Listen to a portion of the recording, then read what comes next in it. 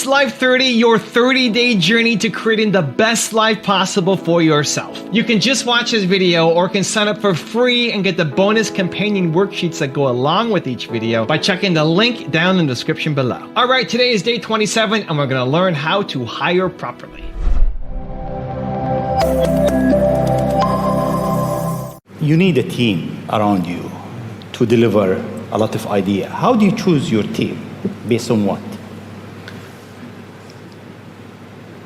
Well, I suppose honestly that it tends to be gut feel more than anything else. So when I interview somebody, my interview question is always the same. What do you ask? I said, tell me the story of your life and the decisions that you made along the way and why you made them. And then, and also tell me about some of the most difficult problems you worked on and how you solved them. And that question I think is very important because the people that really solved the problem, they know exactly how they solved it. They know the little details. And the people that pretended to solve the problem, they can maybe go one level and then they get stuck. I've made several hiring decisions in the past where I valued intellect over heart, and I think that was a mistake. And so I've tried to adjust accordingly. It actually matters whether somebody's a good person beyond just goodness itself. How have you hired your team, and what do you look for when you bring people on?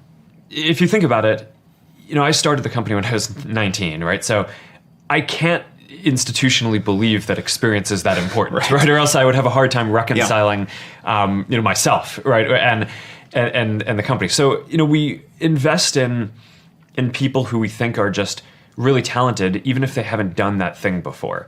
And that applies to people who are fresh out of university, as well as people like the CFO who took the company public had not taken a company public before, right? And a lot of his background was in production development at Genentech before. So just focus on really talented people. I don't hire people who I wouldn't work for myself. I think that that's a really good heuristic because everyone knows this. Like, there's this saying like A players hire A players and B players hire C players, which is like good people hire good. And I don't think that that's that informative, right? Because what are you going to say? Like, to someone in your organization, hire better you're a B people. player, you don't get to hire people. Like, no. And I think a lot of the time the problem is you don't actually know. And sometimes you're like trying to figure out how good someone is. If you didn't think they were good, you wouldn't have hired them. But the heuristic of only hiring people who you would work for tends to be pretty good, I think. Because then it's like, then that right? It's like, I would not work for this person, then okay, I'm not going to stretch just because I need to fill a role today. The greatest people are self-managing. They don't need to be managed. Once they know what to do, they'll go figure out how to do it. They don't need to be managed at all. What they need is a common vision. And that's what leadership is. What leadership is having a vision, being able to articulate that so the people around you can understand it, and getting a consensus on a common vision. We wanted people that were insanely great at what they did. But we're not necessarily those seasoned professionals, but who had at the tips of their fingers and in their passion the latest understanding of where technology was and what we could do with that technology, and who wanted to bring that to lots of people. So the neatest thing that happens is when you get a core group of 10 great people, it becomes self-policing as to who they let into that group. So I consider the most important job of someone like myself is recruiting. We agonized over hiring. We had interviews. You could go back and look at some of the interviews agendas. They would start at 9 or 10 in the morning and go through dinner. A new interviewee would talk to everybody in the building at least once and maybe a couple times, and then come back for another round of interviews, and then we'd all get together and talk about it. And then they fill out an application. No, they never filled out. The most critical part of the interview, at least to my mind, was when we finally decided we liked them enough to show them the Macintosh prototype, and then we sat them down in front of it, and if they just kind of were bored or said, this is a nice computer, we didn't want it. We wanted their eyes to light up and them to get really excited, and then we knew they were one of us. And everybody just wanted to work, not because it was work that had to be done, but it was because something that we really believed in that was just going to really make a difference. And that's what kept the whole thing going. We all wanted exactly the same thing, and instead of spending our time arguing about what the computer should be, we all knew what the computer should be, and we just went and did it. We went through that stage in Apple where we went out and we thought, oh, we're going to be a big company, let's hire professional management. We went out and hired a bunch of professional management. It didn't work at all. Most of them were bozos. They knew how to manage, but they didn't know how to do anything. And so if you're a great person, why do you want to work for somebody you can't learn anything from? And you know what's interesting? You know who the best managers are? They're the great individual contributors who never, ever want to be a manager, but decide they have to be a manager because no one else is going to be able to do as good a job as them. What I found out, the accountants and attorneys who went to the biggest schools are not the best. I have found what I'm looking for is somebody who may be a private guy who is passionate about entrepreneurship. So they're a great attorney for entrepreneurs. They're not, most attorneys are looking for the big client, like I want to work for, General Electric. What I want is the attorney and the accountant who are passionate about it being entrepreneurs. So my guys right here in Phoenix are entrepreneurs, and my accountants are entrepreneurs. Every time I hired the big name corporate and law accounting firms, I have been grossly overpaid and underserved because they're so used to doing bigger things, they don't have time for a little guy like me. It's the same with bankers. I'm looking for a banker who loves being an entrepreneur. You got to have this partnership with the banker. I dump on the financial services industry a lot, and they deserve to be dumped on, but you got to have one on your team, So my banker is the love of my life because that's where I get my money from.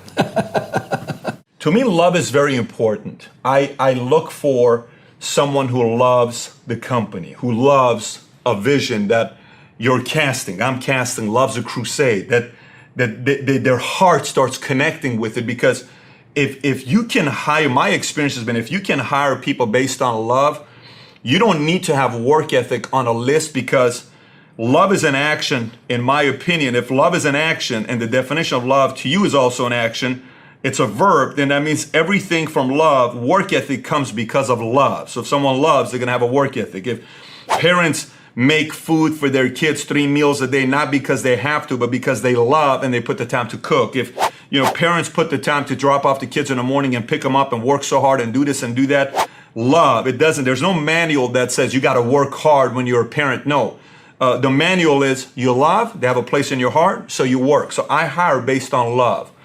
So, and another thing with love is this as well to keep in mind. You can't force somebody to love you, your vision, your company. You can't do it. And if you constantly are trying to force somebody to love you, it's kind of like the guy who's in love with this girl and he loves her so much, but she doesn't love him. She likes him.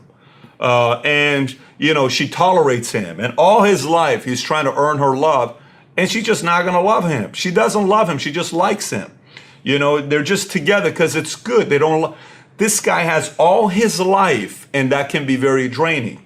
I don't hire for forcing somebody to love. If you love it, we're going to work together. If you don't, no problem. You're going to find a place that you're going to love, and we're going to find people that we're going to hire that we're going to love as well, and that's okay. As a interview question, because we obviously can't tell people what we're doing, so we want something that has artificial intelligence, maybe has some comms problems with it. It has to really have these meaty, hard, like get dirty in the world kind of stuff, because all the things that we do have those characteristics. I have often asked people a question about, let's say that we have robotic moles, and we're sending them out in the world. They're supposed to go find gold and bring it back to us. And then just engage them in a conversation about, like, how would we do gold detection? How far do you think one of those moles could dig before it had to come back and get power? Do you think it'd be realistic to, like, put a tether on it so that it wouldn't run out of power? Should we have conveyor belts, like, out its butt so that it could, like, send the gold back and just keep digging? What would happen if that mole, like, went, like, under, the ground into Canada or Mexico? Like, if one of the moles goes rogue, what are we going to do? And you very quickly get into this state where you find out who's going to go with you on these journeys. Yeah. Because some people just kind of short circuit, and minute 2 of the questions, they're just like, I know. And then the interview often is over. They don't know it yet for another 28 minutes. But But some people are super excited and they're like, wait, I actually think we could do that. And it's probably, we shouldn't be making moles going digging for gold. We aren't, don't get excited. But if you find one, please return it. Yes. But the people... Don't take the gold out of its No, mouth. exactly. Oh, they don't like that. But the people who will engage in that conversation, that's a good sign. Everybody wants to know who to hire and what do I look for. And obviously, I look for someone that's humble, and I look for someone that's balanced. And really, it's one of those things where as much as you can before you hire someone, get to know them. And the advice we give people at Echelon Front all the time when they're looking to hire someone is we say, look, if you can, hire them temporarily. Bring them on as a contractor for 90 days. You have to see them in the environment that they're actually going into, they're going to be working in before you know what they're really going to be like. Because just like going through, they screen people like crazy to go into SEAL training, and they can't tell who's going to make it and who's not going to make it. They just can't tell. And you work with people in the SEAL teams and you think you know what they're going to be like when you go into combat, but you just can't tell. You can have a decent idea, but you just can't tell. And so if you get the opportunity, or the best way to do it is try and bring people on board in a temporary manner so you get to know them better. And then once you know them, you can either hire them or you can get rid of them easily. When someone comes to look for a job with us, they'll say, well, I got to make money. So great, what's the pay, salary, job, whatever, that stuff. That's the bar. Then the next bar is, who am I going to be working with? And if you're working with A players, then you pass to the next test. And the final test is this a mission that I care about? Do I really want to wake up every morning and really put my all in? And if you can have all three of those, if you can be paid properly or paid competitively, it's not necessarily paid more, just competitively. If you can be surrounded by A players and you have a mission that you care about, you will have people lining up to work for you, and then that flows to where the customers, you'll have customers lining up to buy a product or use your brand. The people you hire define the culture, whether you like it or not. So Larry and Sergey, when they started the company, said, we need to have really smart people. So they hired a rocket scientist, and they hired a medical doctor, and they hired a Stanford graduate who had been a professional football player, because they figured that they wanted normal people who had done something exceptional. So in my case, I was a pilot, and I had done other things, and they said, okay, you're good enough. The CEO has to have something besides being a CEO that makes them interesting. And everyone had something. And I would go around and I'd say, well, what's special about you? It's like Sesame Street. What's special about you? And what's special about you? But there was always an interesting story. So another lesson I learned is that you don't hire generic people. You hire people who've had some kind of stress or achievement or whatever. The best people to hire, by the way, are CFOs who've gone bankrupt. Because boy, have they been through the war. And on the CFO side and the finance side, you want somebody who's not going to happen again. Yeah. And you only go bankrupt once, by the way. I think the second thing is you have to hire big. And big, I don't mean famous. I mean ahead of where you are. So when you're growing an organization really quickly, what happens is that what normally takes an organization years happens in a period of just months. So when I was at Google, my team went from 4 to 4,000 in about 5 years. That means that if you look at those first 4 people I hired, in order for them to be part of the people who are running that organization, they need to do about, 10 or 15 years worth of growing and, getting experience in a much shorter period of time. So if you think you're going to grow quickly, hire for what you think you're going to need. Overhire. Hire people who are more qualified, have more experience, or hire people who are right out of school but can overachieve in their current roles. I don't think it's a number of years in the workforce that matters. I think it's hiring the people that you're going to need now, because then happens so quickly. We look for compliance and willingness before intelligence. So you don't look for skill, you look for someone who's I don't look for potential. hungry. I never look for potential. What do you look for then? Just like, yes, I'm willing to do whatever. We hire the way the Patriots do. Right. They don't hire the best guys. Right. They never do. They get all the rings, though. They do. Okay, there's 3 people in charge on that team. There's not 33. It is a dictator. There's a dictator on that team, If you study all sports, I mean, it's pretty much like that too.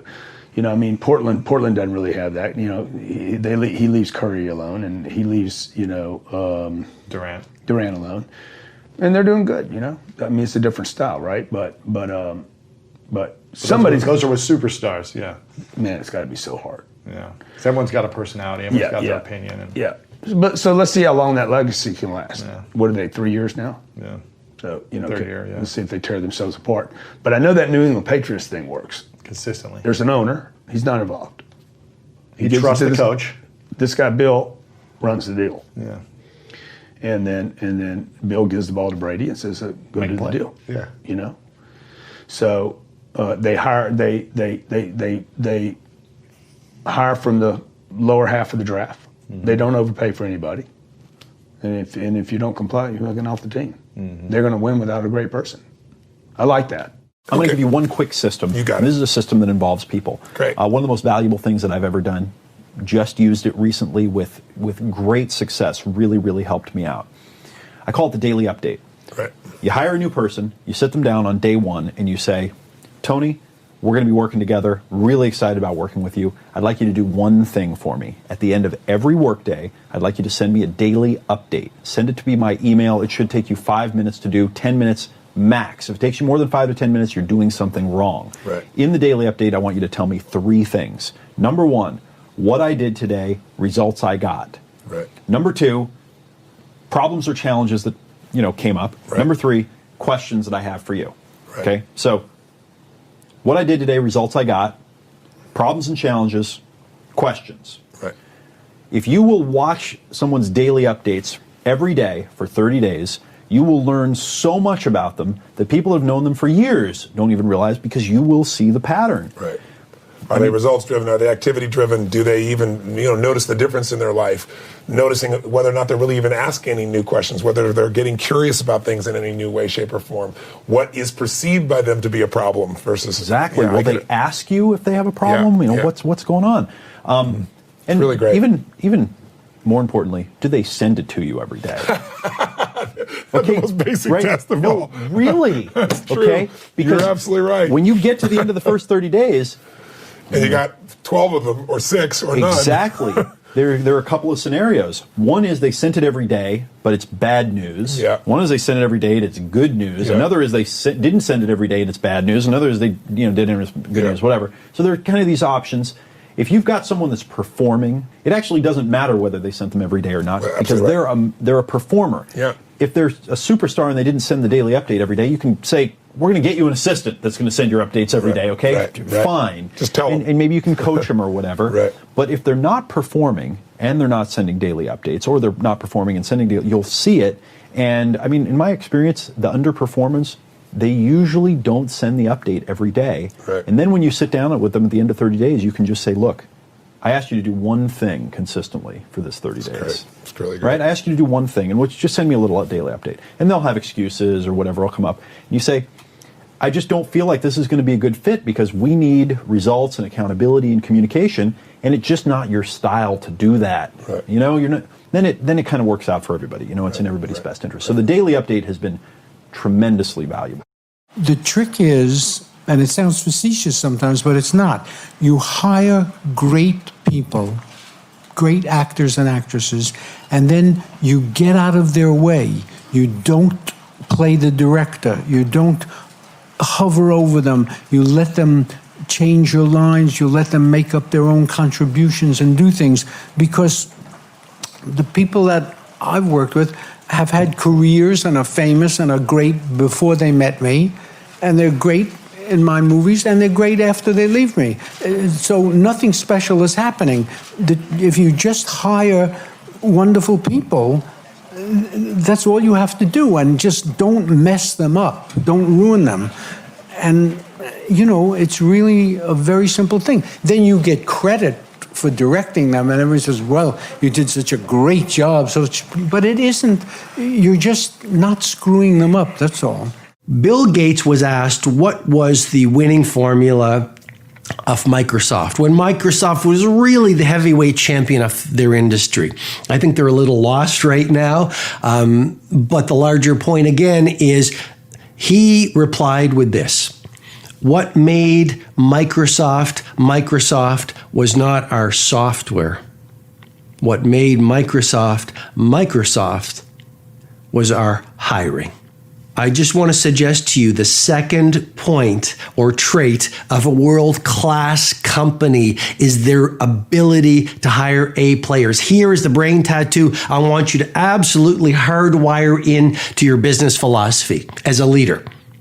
You cannot build an A-level company with C-level talent. If your company is not winning in your field right now, you likely have weaknesses in your hiring. Don't just hire people because it's the easiest move to make. A lot of companies spend very little time on hiring and then most of their time managing their hiring mistakes. And you know, if you're building a business, if you're an entrepreneur, if you're a manager, if you're a CEO, like a lot of the people who watch these mastery sessions and come to my live events, you know I'm speaking truth here. So you really want to nail your hiring. The next recommendation is that you hire infected people. I think that an infected founding team is probably more important than a founding team that on paper has a good background in work experience or education. That people who love the product or service, that's more important than their degrees. It's more important than their work experience. Focus on the people who love the product or service. This means fundamentally you ignore what's irrelevant. And in many cases, education and work experience is irrelevant.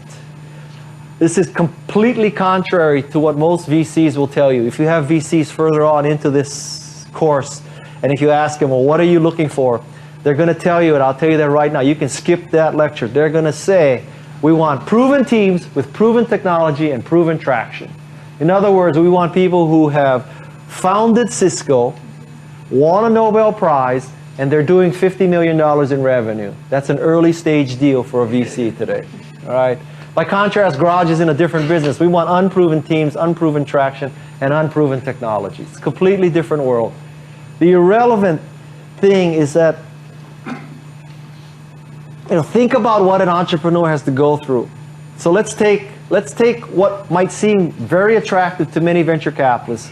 Let's say that on your founding team is someone who was a senior vice president at Microsoft. Most VCs would salivate at the thought. This is a proven executive. This executive has been with Microsoft for 10 years, has helped Microsoft grow, et cetera, et cetera. But if you peel the layers of the onion one level lower, you would see that that executive, during his or her career at Microsoft, had on average a war chest of $50 billion in Microsoft. During that time frame, they had a market share percentage of roughly 95%. During that person's tenure at Microsoft, that person's greatest fear was the antitrust division of the US Department of Justice. Now you're going to take that proven executive from Microsoft and stick them in a garage with $500,000, zero brand awareness, zero market share. I would make the case that that might not be the ideal hire for you. Okay? Now you may be wondering, why in the world are there diamond rings in this picture? It is because I am living proof of this theory. I graduated from Stanford in a psych degree, as I told you. I attended UC Davis Law School, and when you say you attended a school, it means you didn't finish. I attended 2 weeks, so in fact, I never got started, actually. And after that, I went into the jewelry business. I enrolled the following year in an MBA program at UCLA, and while I was there, I started working in the jewelry business. My first job was literally counting diamonds. So on paper, if you were Apple Computer's recruiter, you said, all right, so we need someone to go out and to convince the most technical audience we have, software developers, why they should write Macintosh software. I don't think the spec would say psych degree, law school dropout, marketing MBA, currently counting diamonds in Los Angeles. That might not be the sweet spot, okay? But what enabled me to be successful with Macintosh is I loved Macintosh. The scales were removed from my eyes the first time I saw it.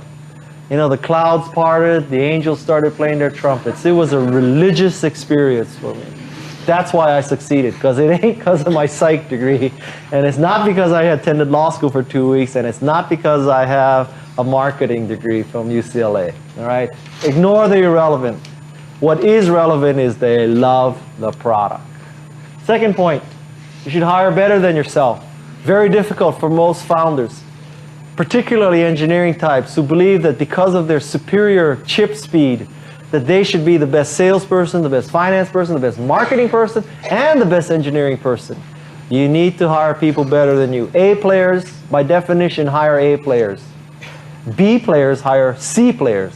And C players hire D players. So pretty soon, you'll be surrounded by Z players. Okay? That's what's called the bozo explosion.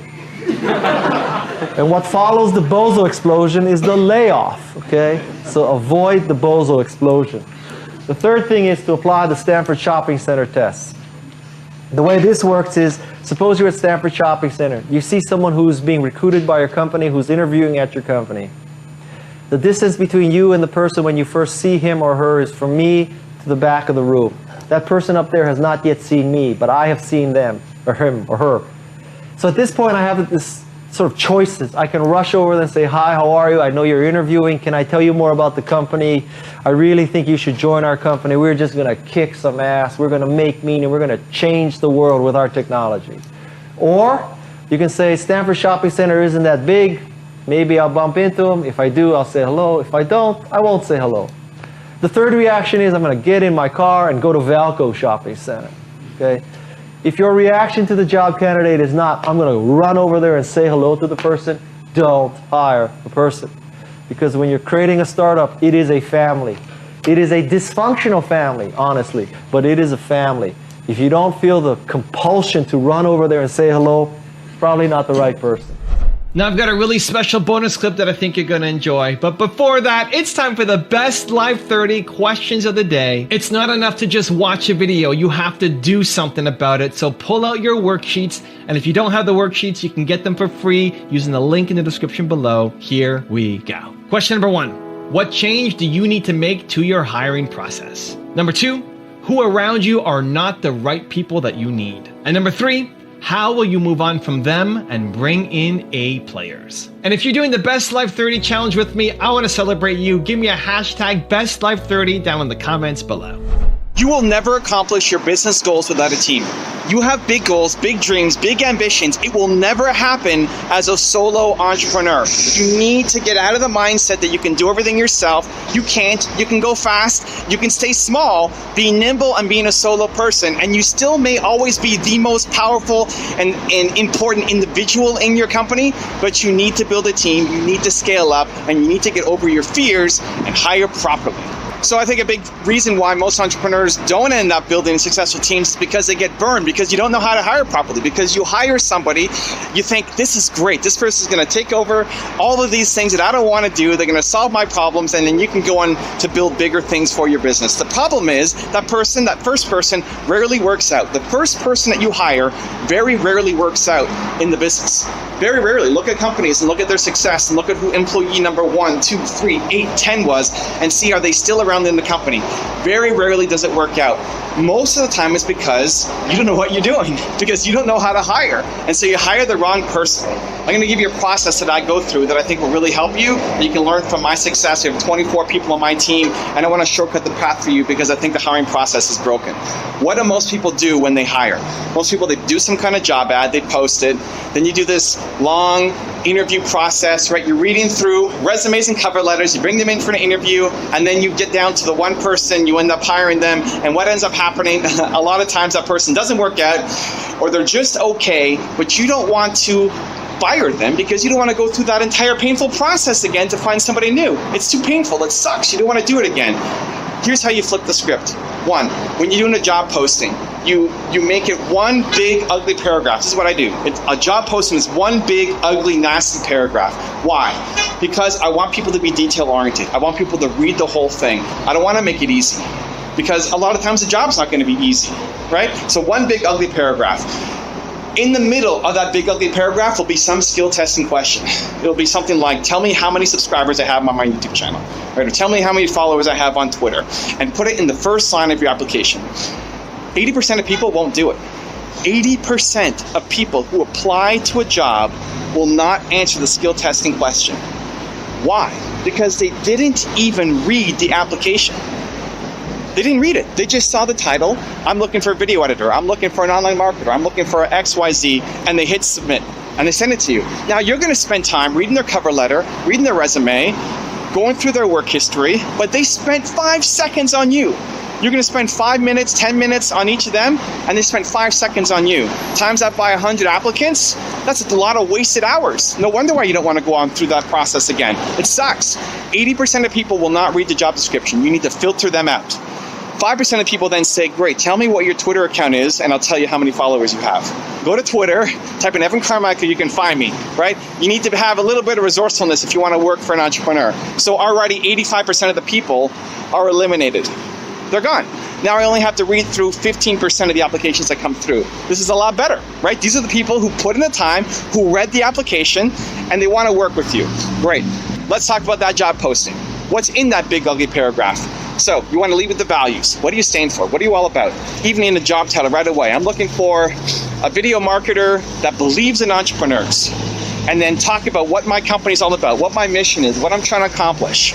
Right before getting to the job description and the roles and responsibilities, I want to lead with the mission, because somebody's going to look at that and say, this is the stupidest thing I've ever seen. Amazing, don't apply. Or they'll say, I love this. Finally, I want to work extra hard to apply for that company, right? The people who are good fits for you from a values and culture point of view, they will self-select in. That's what you want. So don't just tell me in your job ad what the roles and responsibilities are. Lead with the mission. So lead with the mission, lead with the values, tell me what your company is trying to do. Then you have your skill testing question, and then you tell me what the job description is all about. Like, what am I going to be doing on a day-to-day basis? What's my role? What do you want me to do every day?